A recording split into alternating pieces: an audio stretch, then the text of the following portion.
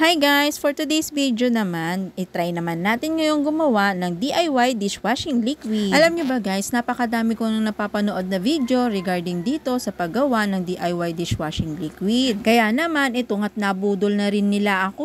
Itong kit nga na ito ng dishwashing ay na-checkout ko kay Wise Cleaner sa Yellow Basket. Na-checkout ko nga lang ito sa halagang 250 pesos. At sa halagang 250 pesos nga guys, is makakagawa na nga daw tayo ng 15 to 16 liters na dishwashing liquid. Hindi ba guys, napakalaki talagang tipid para sa ating mga mami itong DIY dishwashing liquid na ito. Tapos pwede din natin itong gawing business. Dahil excited na nga ako masimulan itong paggawa ng DIY dishwashing, binuksan ko na nga itong plastic. Sa loob nga ng plastic is kompleto na nga lahat ng ingredients na kakailanganin natin. Meron nga rin itong kasamang instruction kung paano natin gagawin step by step itong dishwashing liquid. Sa first instruction nga, kailangan daw natin ng 14 liters na malinis na tubig. Ang unang ingredient nga na inilagay namin dito sa tubig is itong bubble booster.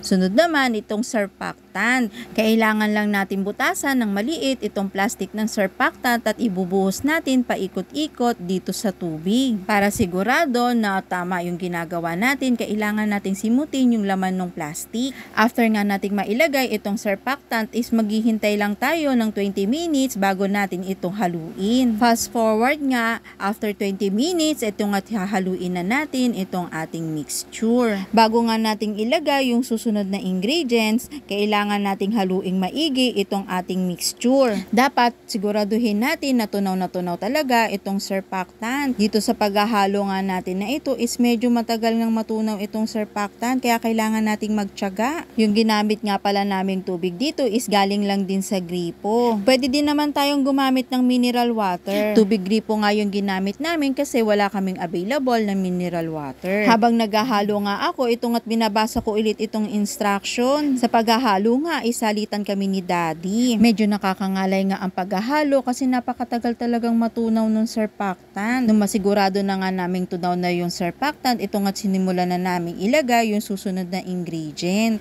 Habang hinahalo nga ni Daddy, is nilagay ko na nga itong premix. Fresh lemon nga yung flavor nitong dishwashing na ginagawa namin ni Daddy. At syempre, para sigurado tayong tama yung ginagawa natin, ay at sinisimot ko talaga yung laman ng bote. O diba, nabitawan ko pa talaga yung bote.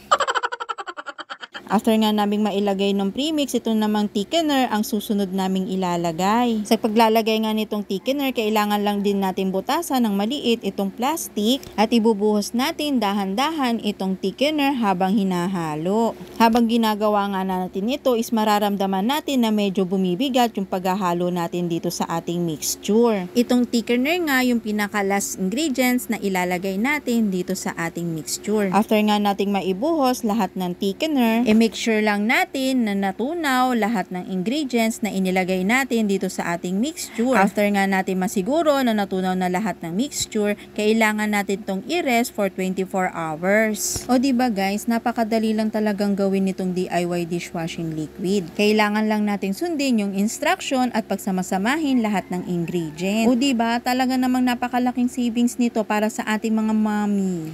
After 24 hours nga, ito na ang ating finished product. Meron na tayong stock ng dishwashing, good for 4 to 5 months na. Pero depende pa rin yan sa paggamit natin guys. Kaya guys, bili na rin kayo ng DIY dishwashing liquid kung gusto nyo din makatipid. O siya, hanggang dito na lang. Thank you for watching. Bye!